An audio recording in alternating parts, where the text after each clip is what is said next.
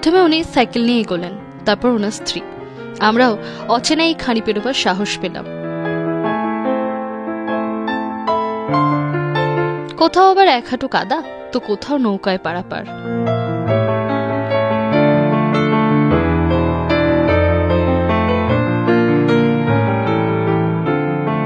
পথে দেখেছি এদেরও।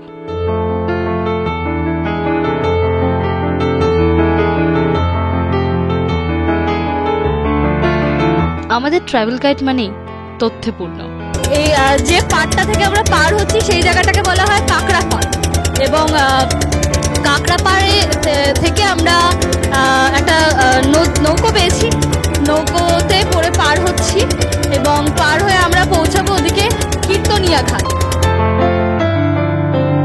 সাইক্লোন সেন্টারে থাকার অভিজ্ঞতা সহ এইরকম ভিউ এর গল্প।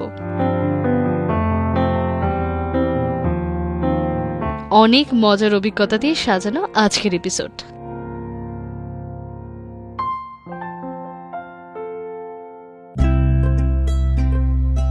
সকালবেলা হাওড়া পৌঁছে গেছি, কারণ দক্ষিণ ভারতগামী সব ট্রেন এখান থেকেই ছাড়ে। সারাদিন প্রায় 10 থেকে 12টা ট্রেন আছে এদিকে যাবার, কিন্তু আমরা সকালের ট্রেন ধরেছি। সকাল 8:35-এর ট্রেন 21 নম্বর প্ল্যাটফর্ম থেকে ছেড়ে দিতেই মনটা আনন্দে নেচে উঠল। আসলে ট্রেনের জার্নির সময়টা আমার কাছে বরাবরের প্রিয়।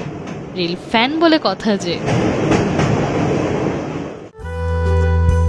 আমরা 3 ঘন্টা পর স্টেশনে নেমে পড়লাম। একদিকে ট্রেন চলে যাচ্ছে, আর এদিকে আমরা লোটা কম্বল নিয়ে চলেছি ট্রেক করতে। স্টেশনের বাইরে অটোয় দরদাম করে 600 টাকা দিয়ে পৌঁছালাম চাঁদিপুর।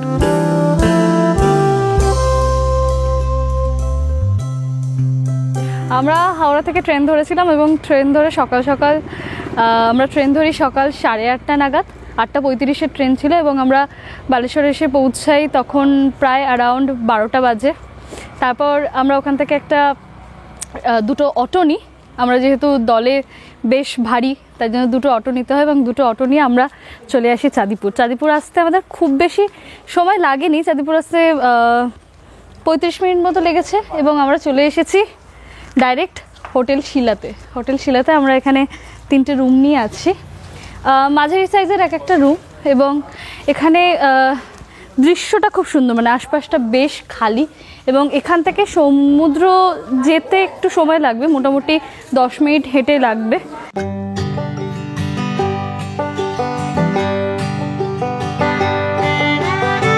চাঁদিপুরের সৈকত অদ্ভুত, ফ্ল্যাট এবং হার্ড স্যান্ড, মাটির মতোই প্রায়। দীর্ঘ 8 থেকে 900 মিটার হেঁটে গেলে তবেই সমুদ্রের জলে পা ভিজবে। সারাদিন অনেক মজা করলাম, ঘুরলাম, খেলাম। এই নিয়ে আলাদা এপিসোডের লিংক ডেসক্রিপশনে দিলাম।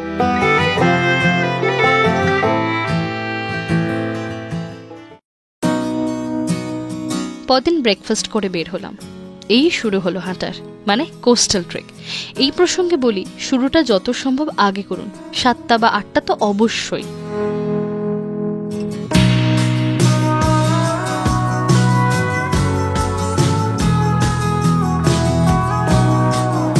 এটা বুধাবালাঙ্গা রিভার, যে নদীকে বুড়িবালাম বলে আমরা চিনি। আমরা পাড় ধরে না হেঁটে সমুদ্রের জলের ধার ধরে হেঁটে এগোচ্ছি। ঘাটে জল নেমে গেছে তাই। দেখুন পরিস্থিতিটা খালি। ভাটার সময় বলে খাঁড়িতে জল নিয়ে একটু।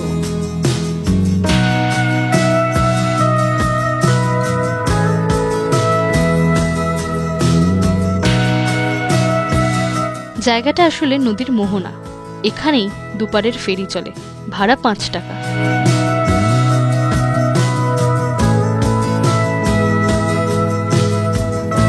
এটা বুড়িবালামের সেই ঐতিহাসিক পার, কিন্তু কেন আপনারাই কমেন্টে জানান। শনিবার সকাল 8টারও সন্ধ্যা 5টা পর্যন্ত আসন্তকালে পরীক্ষী গ্রাম পঞ্চায়েত কার্যালয়ে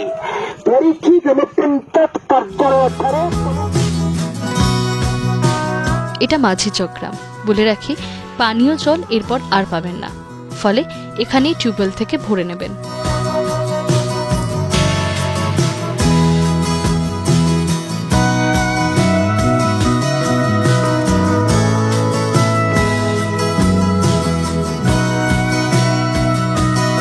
সমুদ্রে ঢেউ নেই, এটা আদতে নদীর মোহনা। প্রচুর মাছ ধরার নৌকা দেখা যাচ্ছে। পাশেই গ্রাম বলে স্থানীয় মানুষেরও দেখা পাবেন।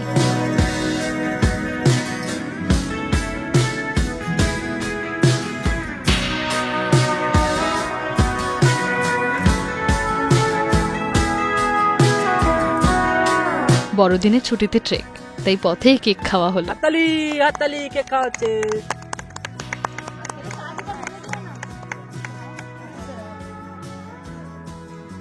বুড়িবালাম নদী পেরিয়ে গেছি আমরা, পেরিয়ে আমরা ঘাটের ওখান থেকে আমরা আবার হাঁটতে শুরু করেছি।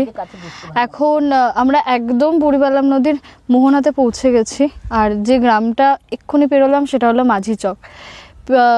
একদম মানে ঘাট থেকে নৌকো পেরোনো যেখান থেকে পেরোলাম ওখান থেকে এই জায়গাটা আসতে প্রায় 1 ঘন্টা মতো লাগলো। এবং এখান থেকে এই দীর্ঘ সোজা রাস্তাটা ধরে আমরা ঝাউয়ের মধ্যে দিয়ে হেঁটে যাব কোষাফল। সূর্যি মামা ঝাউয়ের বনভেদ করে মাঝে মাঝে চোখে মুখে আলো পড়ছে। মৃদুমন্দ বাতাস মেখে আবার আমরা হাঁটতে শুরু করলাম।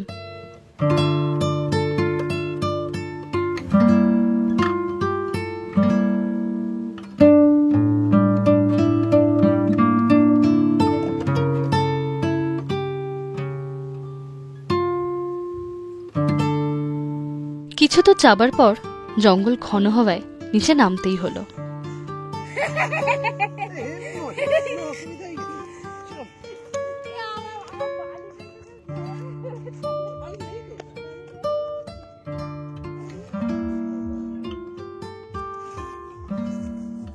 এখানেও সমুদ্রের ঢেউ নেই একদম, বালির বদলে কাদার পরিমাণ বেশি।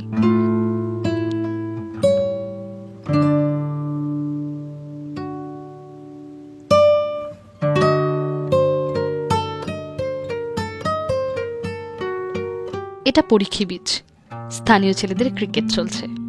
এখানে বর্তমানে একটা বিচ ক্যাম্প হয়েছে। আমি গুগল লিংক ডেসক্রিপশনে দিয়ে রাখছি। এরপর দুবলাগড়ি, বাগদা বিচ। সমুদ্রের ঢেউ এখানে আছে কিছুটা। দুপুর ছেড়ে বিকেল হচ্ছে।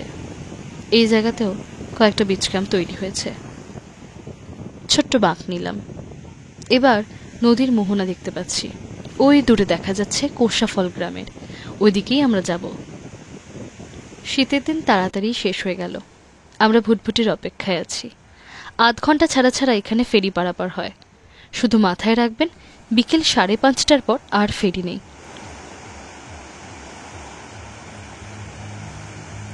20 টাকা দিয়ে আমরা চললাম ওই পারে।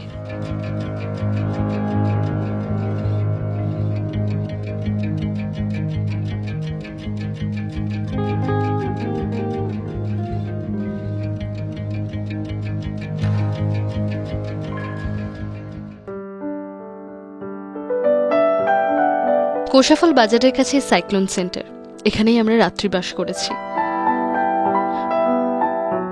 সকালে বাজারে বাপিদার এই দোকান থেকে জমিয়ে ব্রেকফাস্ট করলাম। লুচি, তরকারি আর গরম গরম রসগোল্লা।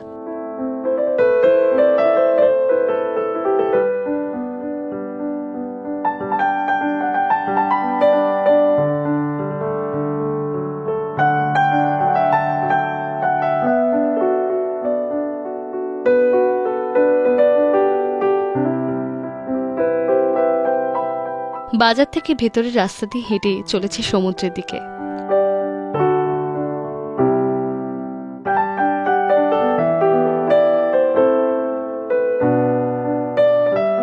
গ্রাম ঘরবাড়ি পেরিয়ে সৈকতের ধারে পৌঁছতে সময় লাগলো 25 মিনিট মতো।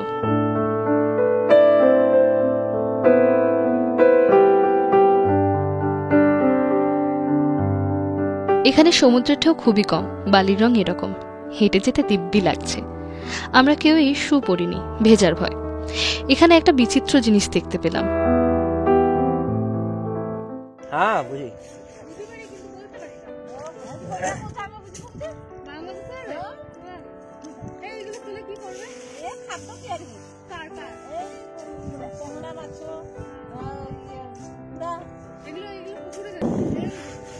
কখন কখন তোলা হয়?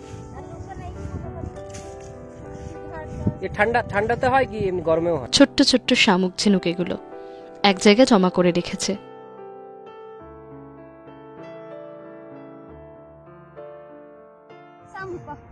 শামুক আমি কালকেই বলেছি যে তুলে কি করবে এগুলো? এগুলো কি কাজে লাগবে গো? দানা হবে। হ্যাঁ, বেঙ্গল ওটা কি? আচ্ছা,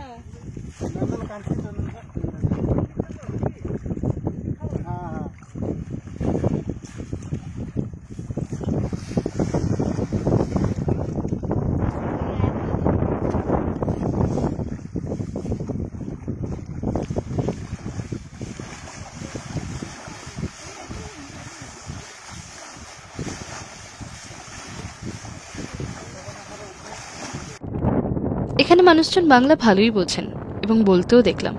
সে যাই হোক, কিন্তু এবার কি হবে? এই যে বিরাট খাঁড়ি, ভাবছি ঠিক কোন জায়গা দিয়ে পেরোবো। ঠিক তখনই একজনকে দেখলাম পার হতে।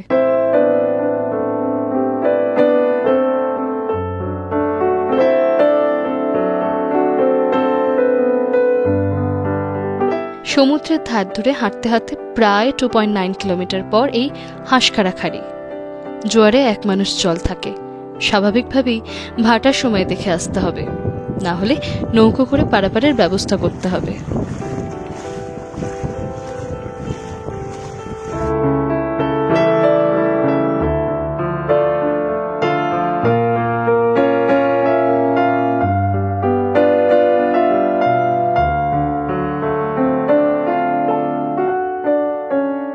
হাঁসখাড়া খাড়ি থেকে আরও প্রায় 2.8 কিলোমিটার চলার পর আসছে জাম্বিরাই খাড়ি। এখানে নদী ঠিক কতটা দূরে তা দেখতে পেলাম না, শুধু একটা সরু জলের ধারে এগিয়ে চলেছে সমুদ্রের দিকে।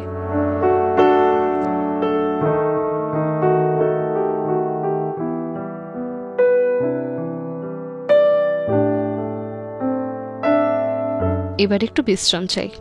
পাড়ের দিকে ঝাউয়ের ছায়া দেখে এলাম এখানে। সাথে এনেছি ফল, ছাতু, খেজুর, বিস্কুট, ড্রাই ফ্রুট। সেগুলো দিয়েই লাঞ্চ পর্ব সারা হলো।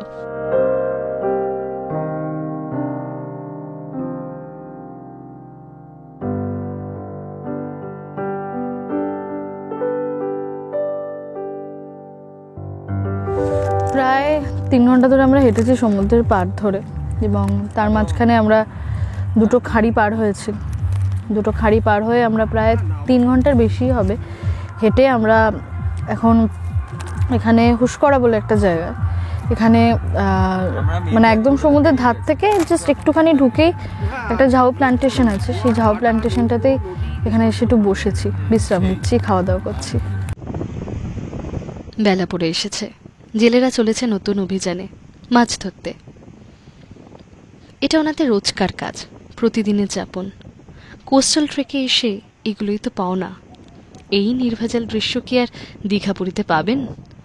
আপনাদের কেমন লাগছে কমেন্ট করুন। এছাড়াও আমাদের ইনস্টাগ্রামে জুড়ে যেতে পারেন।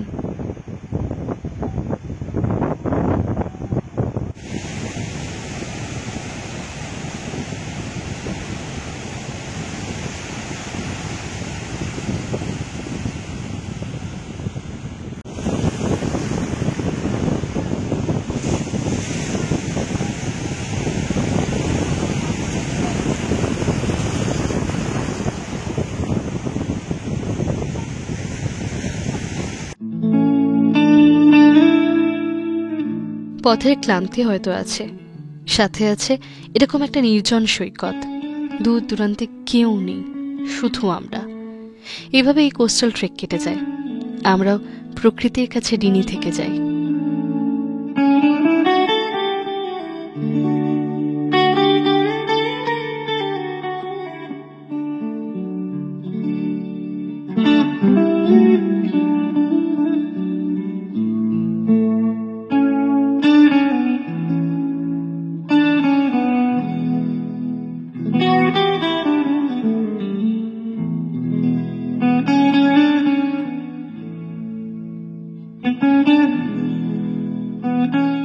এও এক নতুন অভিজ্ঞতা। নৌকাকে কিভাবে পাড়ি নিয়ে আসছে দেখুন। জেলেরা ঘরে ফিরছে। আমরাও আজকের মতো হাঁটা শেষ করে ডাগারা পৌঁছালাম।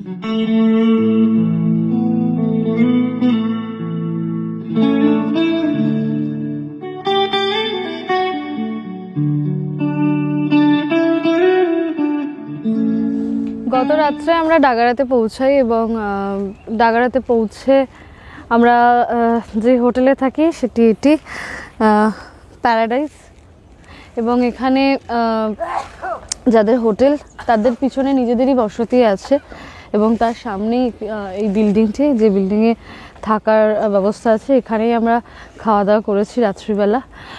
এখানে এই যে হোটেলটি সমুদ্র থেকে খুব কাছেও না আবার খুব দূরেও না, 700 মিটার মতো হাঁটা রাস্তা। এবং আমরা সন্ধ্যাবেলা বেরিয়েছিলাম, একটু সমুদ্রের ধারে গেছিলাম। অন্যান্য সি বিচগুলোর থেকে এই সি বিচটা আলাদা। সার দিয়ে মাছ ধরার নৌকা, নির্জন একটা সমুদ্র সৈকত, ঢেউ ভালোই, আর আছে এই গ্রাম্য প্রকৃতি।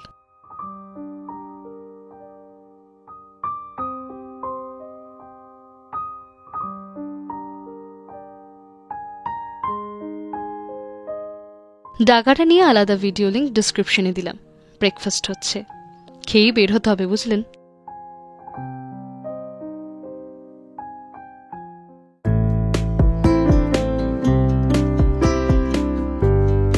আজ শেষ দিনের ট্রেক, অনেকটা পথ, তাই চেষ্টা করুন সকাল সকাল বের হওয়ার।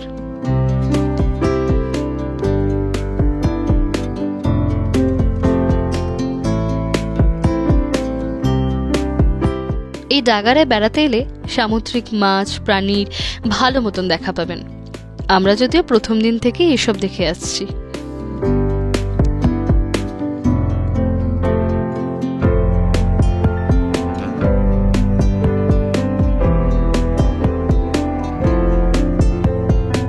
আমাদের ঘুরে বেড়ানো এরকম প্রকৃতির মধ্যেই। নতুন ঘোরার সন্ধান দিয়ে ইনস্টাগ্রামে ফলো করে রাখলে নতুন নতুন সমুদ্র সৈকতের সন্ধান পাবেন কিন্তু।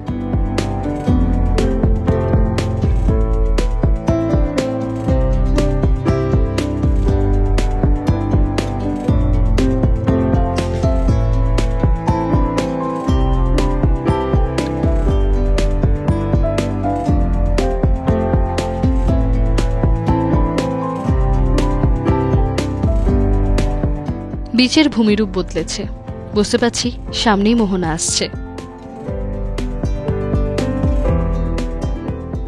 প্রায় 8.5-9 কিলোমিটার হাঁটার পর আমরা পৌঁছালাম সুবর্ণরেখার মোহনায়। এখানে কিন্তু ফেরি পারাপার সময় মেনে হয় না, এটাই শুধু আমরাই যাব, রিজার্ভ বলতে পারেন। ফলে ওঠার আগে টাকার ব্যাপারে কথা বলে নেবেন।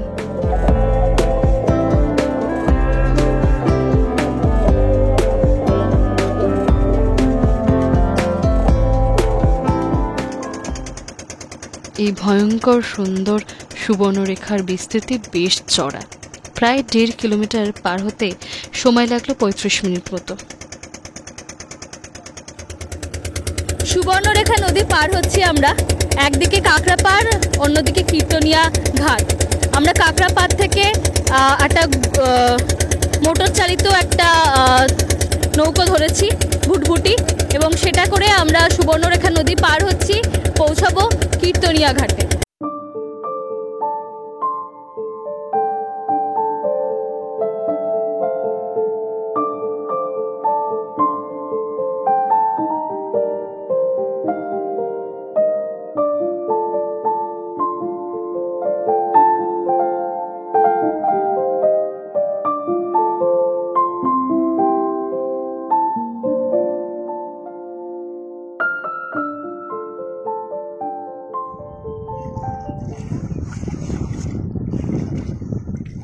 কোথায় নামছি শুধু খেয়াল করুন, এখান থেকে এবার কত দূর সেটা দেখুন।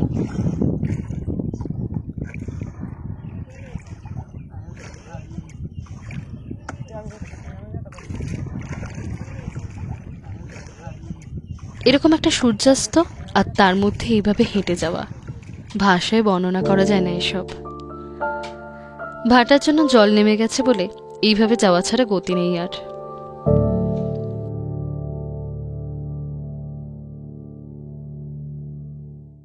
এই সূর্যাস্ত আমার কাছে সবচেয়ে প্রিয় হয়ে থাকবে।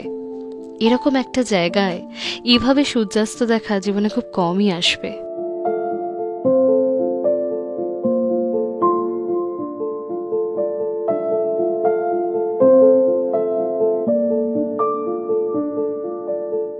এই কীর্তনিয়া জেটির সামনে সকালে বাজার বসে, জমজমাট থাকে। এই রাস্তা থেকে ইঞ্জিন ভ্যান ধরে তালসারি যেতে হবে। সময় বড় জোর হলে আধ ঘন্টা লাগবে। তবে আমরা পুরো ট্রেক হেঁটেই করব বলে একটু বেশি অ্যাডভেঞ্চার করে ফেললাম। অন্ধকারে বিচিত্রপুর ম্যানগ্রোভ ফরেস্টের মধ্যে দিয়ে গিয়ে রাত্রে পৌঁছালাম তালসারি।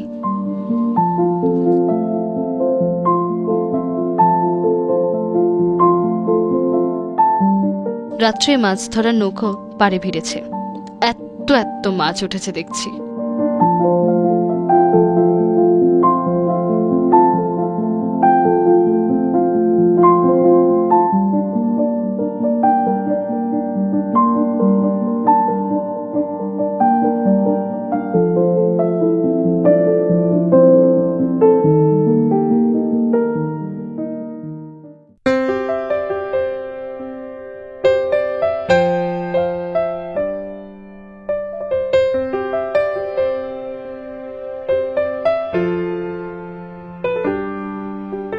তালসারিতে সবচেয়ে সস্তার থাকার জায়গা এটাই, এবং এর পাশের হোটেলটাও।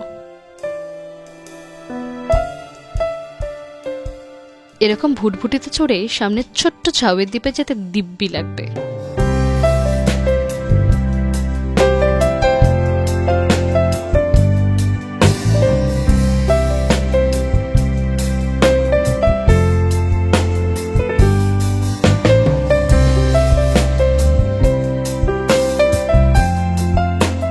দীঘার একদম কাছেই সমুদ্র সৈকত বেশ জমজমাট।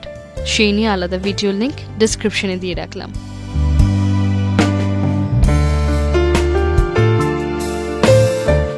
গত রাত্রে এখানেই মাছ দেখেছিলাম। বাছাই করে অন্যত্র চলে যায় সেই সব মাছ। আবার এখানকার দোকানেও তাজা মাছ পাওয়া যায়, গরম গরম মাছ ভাজা। আহা,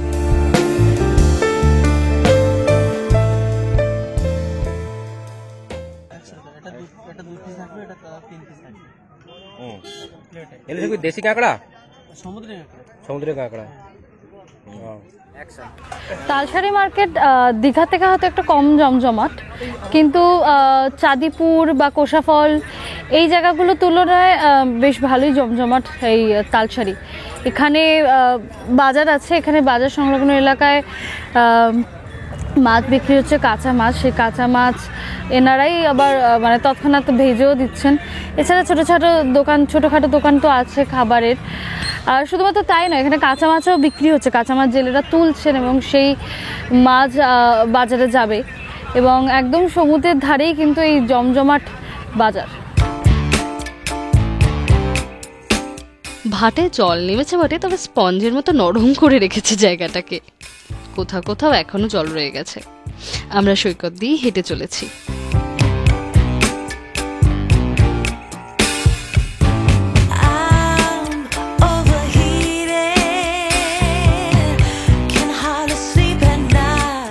গতকাল আমরা তালসারি বেশ রাত্রে পৌঁছেছি, না হলে সরাসরি দীঘা চলে যাওয়া যায় একই দিনে। তবে একটা এক্সট্রা দিন হাতে থাকলে তালসারি ঘুরে তারপর হেঁটে এই পথটাও খারাপ না। জোয়ার থাকলে পাড়ের রাস্তা দিয়ে হাঁটতে হলে আবার সমস্যা, কারণ ওটা একেবারেই পিচের রাস্তা। এবার শেষ হচ্ছে উড়িষ্যা রাজ্য।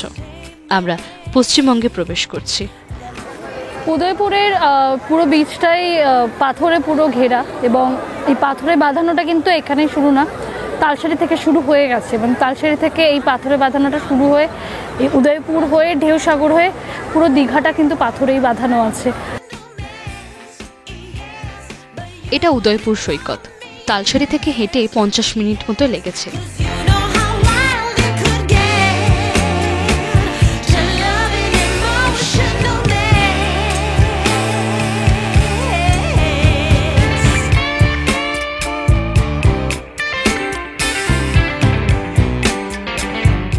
এই দৃশ্য আপনাদের সবার চেনা, তাই নতুন কিছু বলছি না আর। বরং আপনাদের কোনো অভিজ্ঞতা থাকলে শেয়ার করুন। তালসারি থেকে এখানে পৌঁছতে সময় লাগলো ওই 3 ঘন্টা মতো। ভালো থাকবেন, দেখা হবে নতুন এক সিরিজে।